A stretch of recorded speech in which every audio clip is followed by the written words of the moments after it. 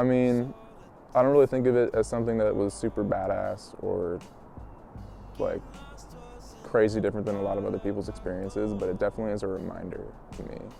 More, I'm not necessarily proud, it's just kind of like, oh, it's there. That's just part of my history, you know? It's a chapter that I closed on life.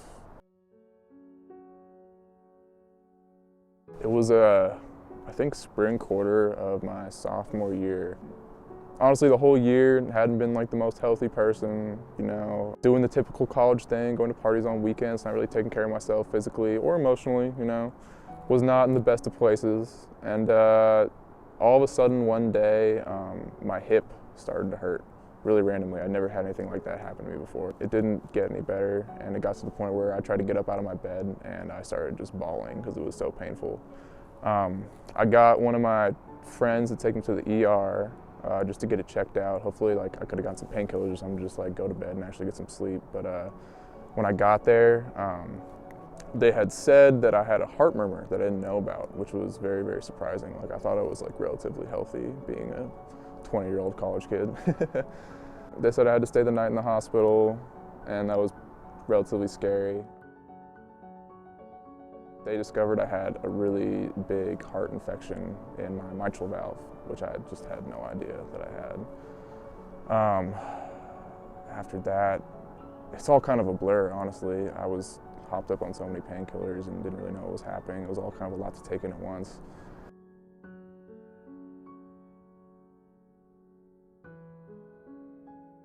But after they got the first echo done, they did a second one. They said initially off the bat they might be able to try to treat it with antibiotics. But that proved not to be so good because I guess there was like a piece of the infection that was like about the size of like the tip of your pinky that was just hanging off and was like about to fall off. They could see it on the echo. They showed me the whole picture. It was scary. Like, it could have given me a stroke and I could have died right then and there.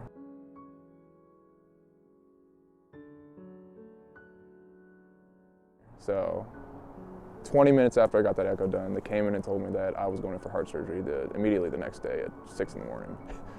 Kind of a lot to take in at once. It was really scary. I remember at first too, because I was the only person in the room by myself. Like, the doctor came in, cardiologist, not the best at talking to people.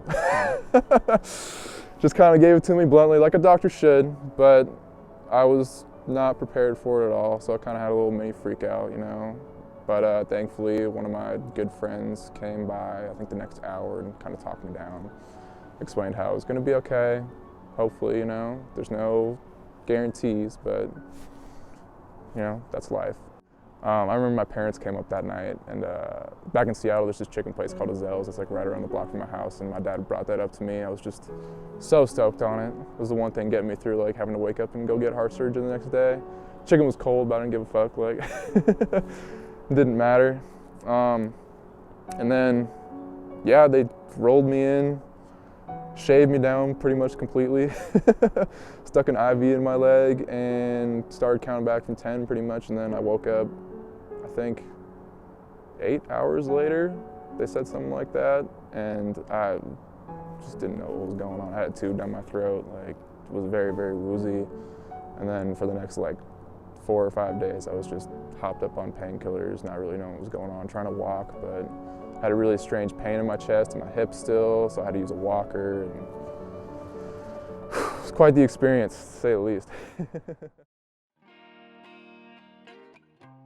Yeah, it's kind of crazy to think about how modern medicine saved my life. Like, I don't know, if scientists hadn't done what they've done and figured out what they could do, push the human body to the limits, then I wouldn't be here, you know? So I could try to like take advantage of like all the moments I have and live life to the fullest. That event definitely gives me something to look back on and reflect on how good I have it now. You know, like, I wouldn't be here. It